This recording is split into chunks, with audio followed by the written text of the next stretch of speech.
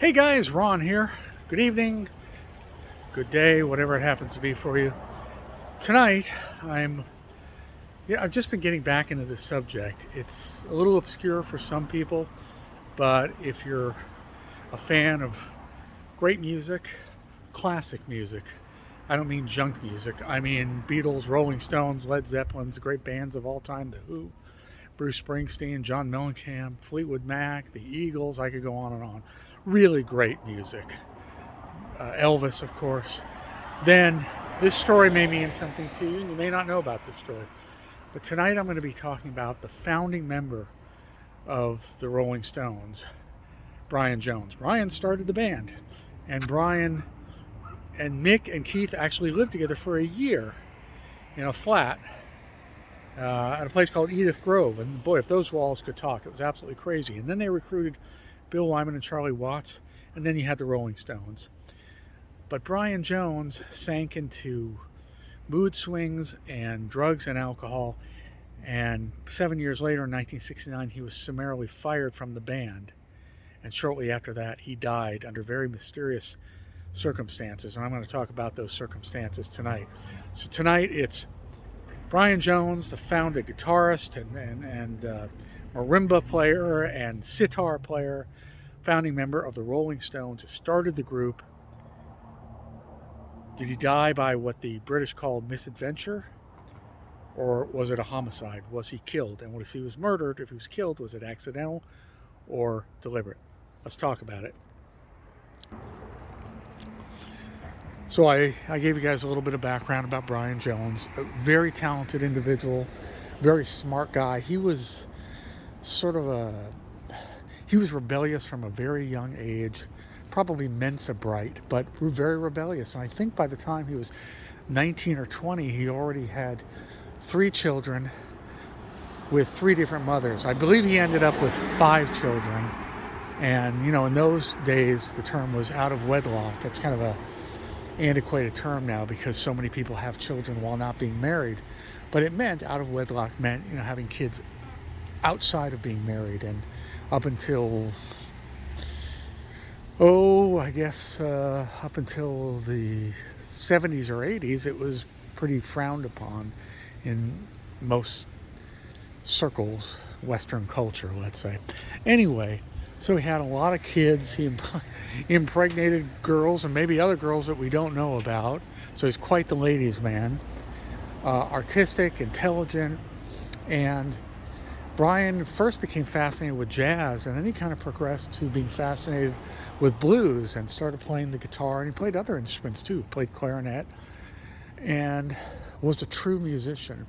And he actually founded the Rolling Stones, went looking for a band and founded the Stones. And like I said, he did live for a year with his new band members, Mick Jagger and Keith Richards, in a flat on Edith Grove. And Keith tells some stories about that in his autobiography, Life.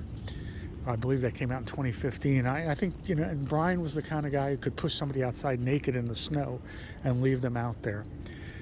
What defined Brian Jones, besides his expert musical ability, is the fact that Brian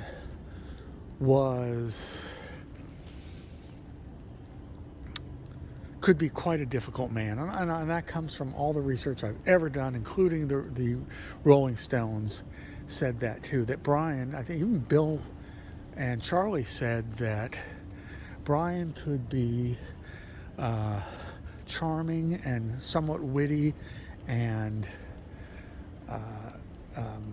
a deep and sensitive young man at one minute, and the next he was just the most difficult person and could push friendships to the limit. And at least one of the theories is that Brian was an undiagnosed bipolar.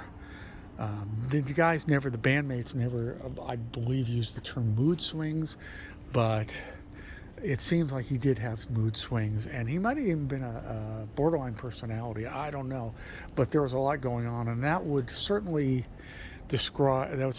speak to his heavy drug and alcohol use, all the self-medicating. And Mick Jagger, in a 1995 interview, was asked about whether he felt any guilt over Brian's death because, as I say, this Rolling Stones had sacked Brian Jones, had fired him just shortly before he died. And of course, Mick Jagger said no. And Jagger actually pretty much trashed Brian in that interview, saying he was a very difficult man. He was very manipulative, jealous, angry, and obviously couldn't be relied upon, especially as the years went by. And that was true, not showing up to recording sessions, showing up late, showing up so drunk or stoned that he couldn't function. And if you're more stoned than Keith Richards and you can't function, that's a problem. So let's go back and forth. So as I said, Brian started the Stones. And early on, Brian really was kind of like John Lennon and the Beatles. Brian was the leader of the Stones. It was just understood. And the producers and the engineers, they came to Brian. The business people came to Brian for answers. And slowly that started to erode. As a matter of fact, he was kind of self-managing the band.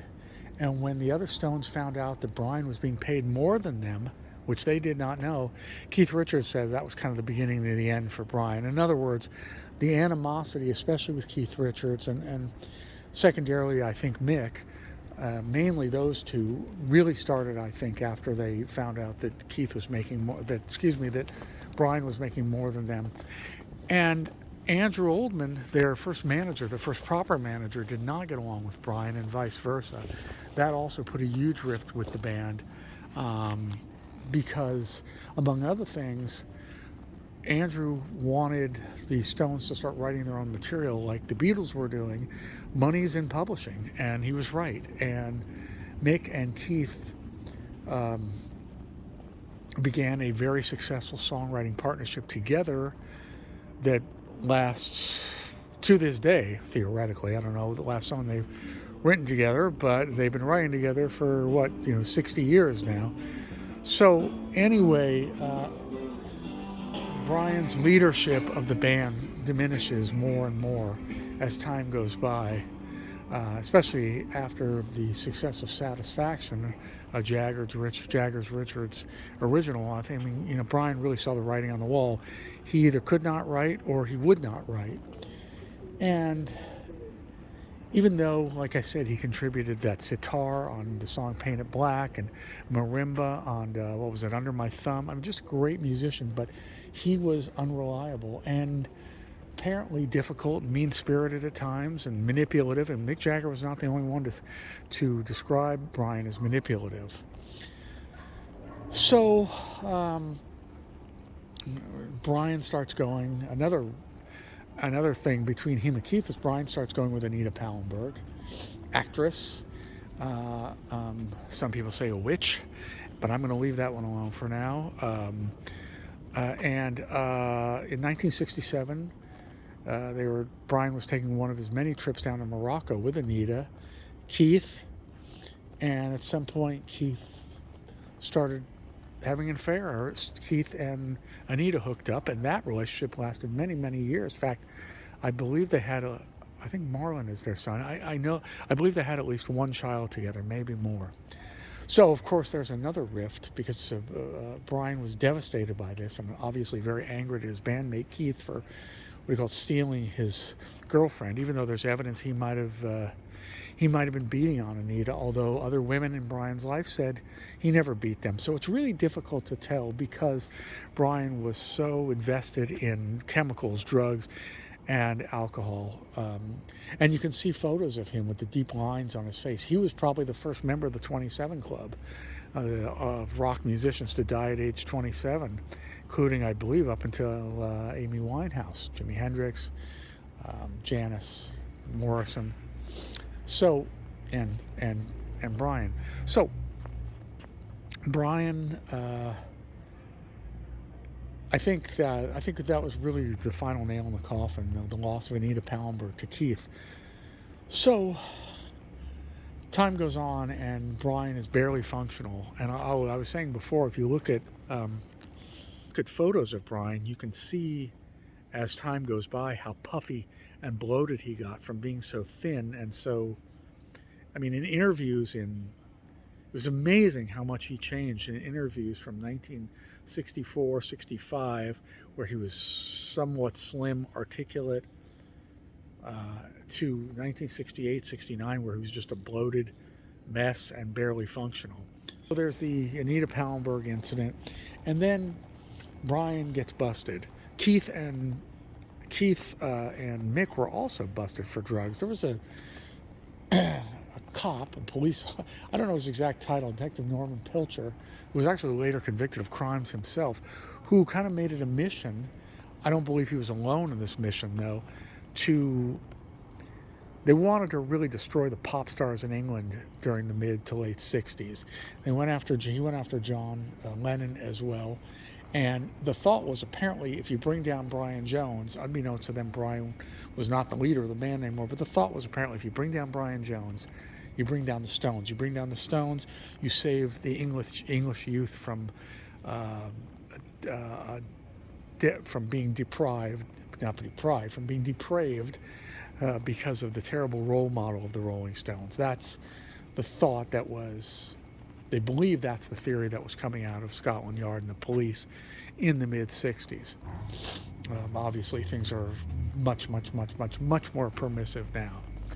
So, Brian gets busted a couple times. And like I said, so did Keith and Mick, but I think Brian, with his other issues, also felt persecuted and was feeling very paranoid about these drug-related busts. So in late 1968, Brian moves out of London, feeling that he won't be persecuted by the police as much, and that London is a bad environment. And he goes out to a place called Cotford Farms near Sussex and buys a home, actually, that was former home of the author of Winnie the Pooh. And when he moves in here to the home, here's where we meet the two very mysterious characters that ultimately lead to Brian's death. He's got Tom Keelock around. Now, Tom Keelock was known as Brian's minder, as the British say, assistant, chauffeur, looked after him, this, that, the other, driver, worked for Keith as well and did things for the Stones. Now, multiple sources have said Tom Keelock was connected to the underworld, to the mob in England, and that some of the girls, actually, at least a couple of the girls that were allegedly at the home the night Brian died, said that not only was Tom Keelock there, but they were terrified of him, absolutely petrified, and would never talk against him. So Tom Keelock apparently was a heavy dude and connected. That's the word. Now, and Tom Keelock first denied being at the home the night Brian died, and then he said he was there. So already mysterious circumstances. So Brian moves into Cotford Farms, and through Tom Keelock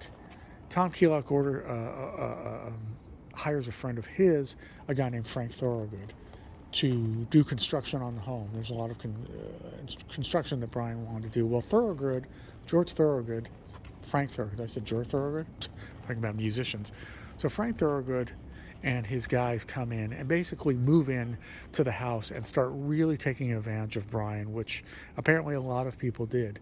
They move in, they're partying all the time, they're probably there for the women that are sometimes around Brian and partying with them, and it's kind of a mess. And Tom Keelock apparently is involved in this whole situation too. So sources say there were people over the final night. Now, let's also say that Brian had been fired by the Rolling Stones a very short time earlier, I believe less than a month earlier. The Stones were fed up. In fact, he had to be cajoled in late 1968 by Mick Jagger to come to the last photo shoot, in which he looked terrible. Even in late '68, Jagger said, if you don't come to the photo shoot, you're sacked, you're out, you're fired. So it was in the works for a while that Brian was not functional anymore. And finally in the summer of '69, the infamous summer of '69, Brian is fired by Mick, Keith, and Bill Wyman, I believe, was involved in it as well. So Brian's already at Cotsford Farms. Now, another reason they fired him was the Stones wanted to do a tour of America in the late fall, in November of '69, and this was in June, and they were informed that it was unlikely that Brian would get his visa to be able to come to the United States because of his 2 recent drug busts. So it just wasn't going to happen for Brian if he stayed with the. It wasn't going to happen for the Stones if Brian stayed. He was a liability, and they were convinced to hire another guitar player, and of course they did, and that was Mick Taylor, who became their awesome guitar player till 1973, till he quit the band. But Brian's let go. Brian is sacked. He's fired.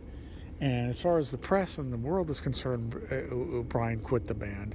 It wasn't made public, I guess, so he could save face. It wasn't made public that he was fired. But he did later come out in the press, Brian did, and say that he just wasn't agreeing with the other Stones, particularly Mick and Keith, over the musical direction. And of course, that was just one of 1,000 reasons that he was gone as well. There's almost a mutual thing, because Brian had been fed up and thinking of quitting for a long time, so it was somewhat mutual.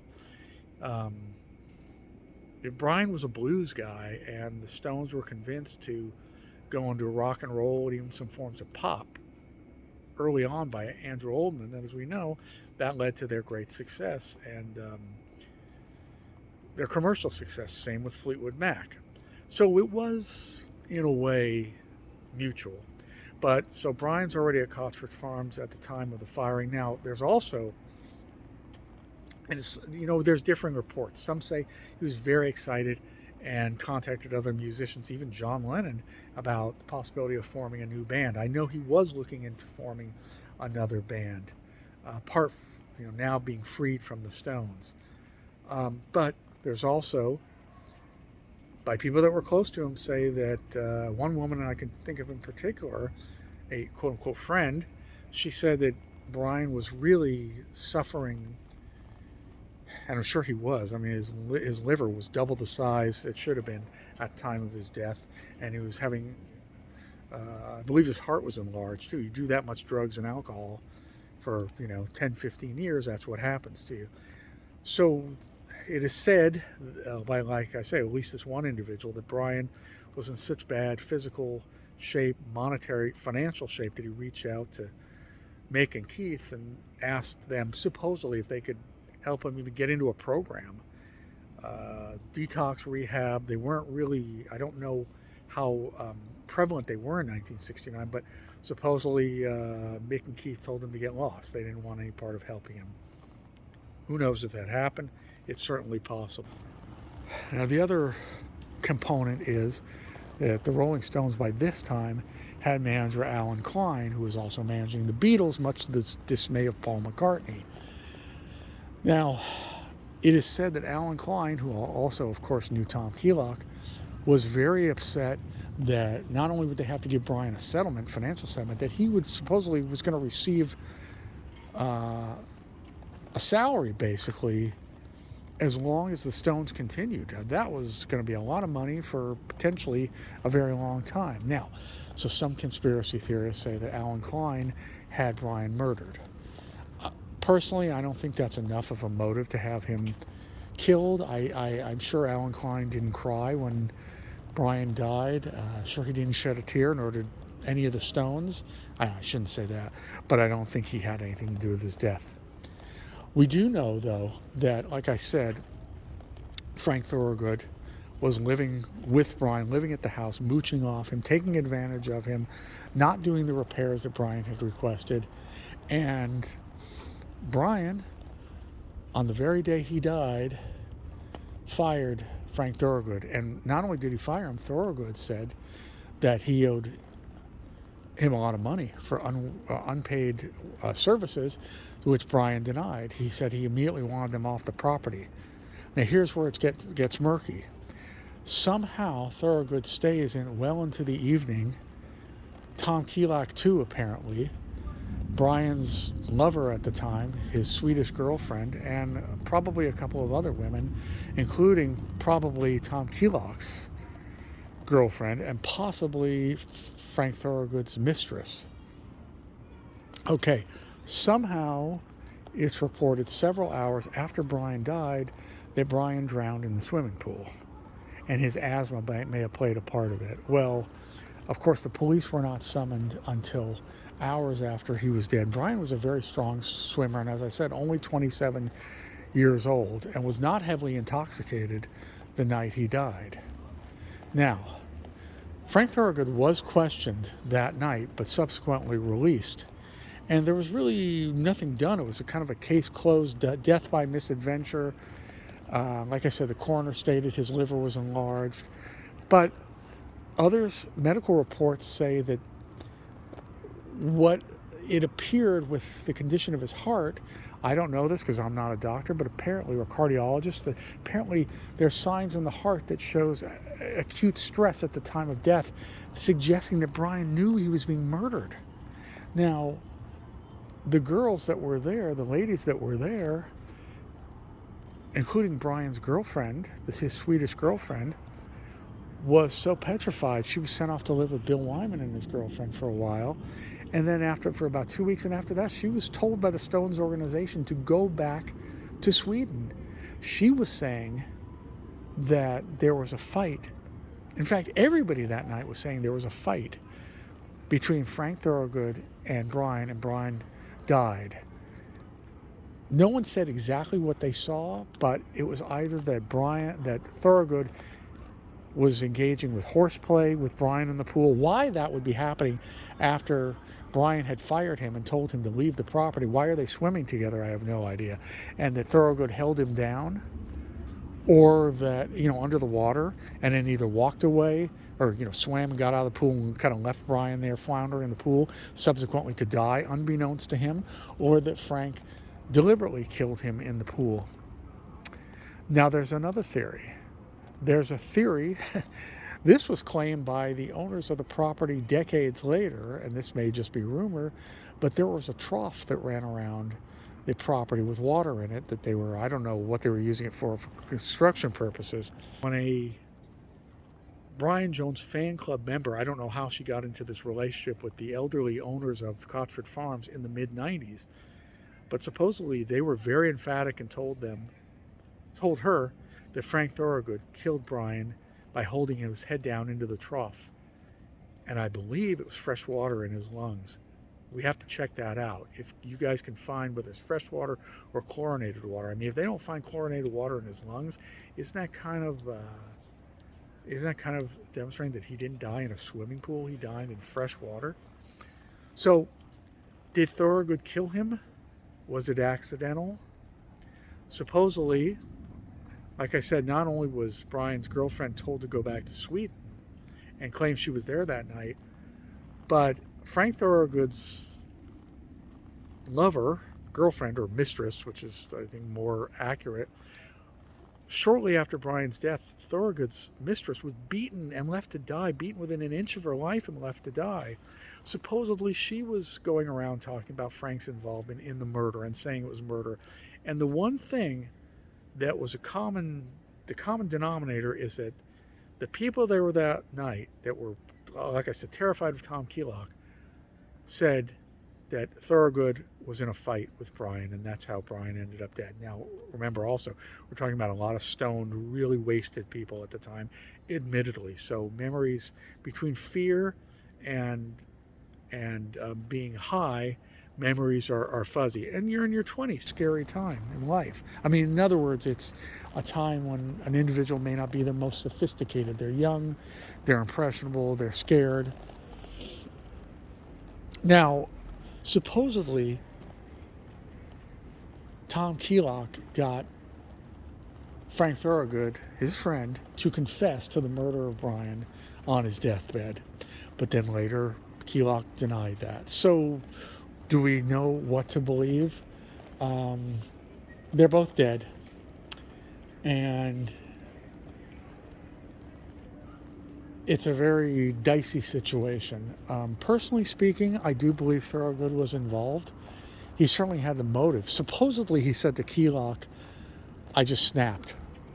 And, he had been fighting with Brian for so long. I don't mean so long just that night. I mean in general. And like I say, taking advantage of him. Obviously didn't respect him. They treated him like a washed up, alcoholic, drug out of rock star, and had no respect for him and were taking advantage of him. So, it's all very mysterious, and the thought was, because coincidentally Tom Keelock had a brother high up in, I believe, Scotland Yard, that supposedly word was given from Keelock to his brother, and his brother got it. Supposedly, that's the rumor, that Tom Keelock's brother in Scotland Yard got it, the case wrapped up. Now, it was because, not wrapped up, but that's where the cover story started and stayed, because of the influence of his brother covering up for the very shoddy, supposedly the main motive was to cover up for the incompetent, shoddy police work done that night when they were there. Supposedly they went in curious, and hours later, or a day later basically, showed no interest in pursuing anything other than what they perceived to be misadventure. Kind of like Marilyn Monroe. Well, she obviously committed suicide. Well, no, there's nothing obvious about her death either, but it was 1962, and for various reasons it wasn't pursued, and this wasn't pursued either. And it would be, I think, a different story today, but it wasn't. And supposedly Tom Keelock was instrumental in putting the kibosh, as it were, on the investigation, and there was no investigation. Now, years later, there were several. In fact, the latest one was in 2009, when the Sussex police decided to look into the case, but decided once again there was insufficient evidence to reopen the case after examining it again. So it's never going to come out whether, who's going to open up a case, 50 years later, 60 years later, and say, well, it looks like law enforcement completely dropped the ball and screwed up, and there was a subsequent cover-up. Nobody's going to do that. They just want it to, pardon the pun, die away. Same with, I shouldn't. I was about to say same with Natalie Wood, although at the time of this filming, R.J. Wagner is a person of interest, but he'll never be. And he's over 90 years old. He's going to die with the secret. That's the one time I can think of when a case was actually reopened and there was a new person of interest was finally named. Not a suspect, which it probably should be, but a person of interest. But not going to happen in the Brian Jones case. We're never going to get a resolution. I think Keelock and Thorogood were involved. Anyway, guys, let me know what you think. As always get good stimulating comments, or the conversation stimulates good comments, I should say. My name is Ron. If you haven't subscribed, please do so. And if you do, please hit the little bell icon next to the subscription button. You'll be notified as to when I post. Please give me likes. I'd appreciate it. And I'll see you guys at the next location. Thank you. Bye-bye.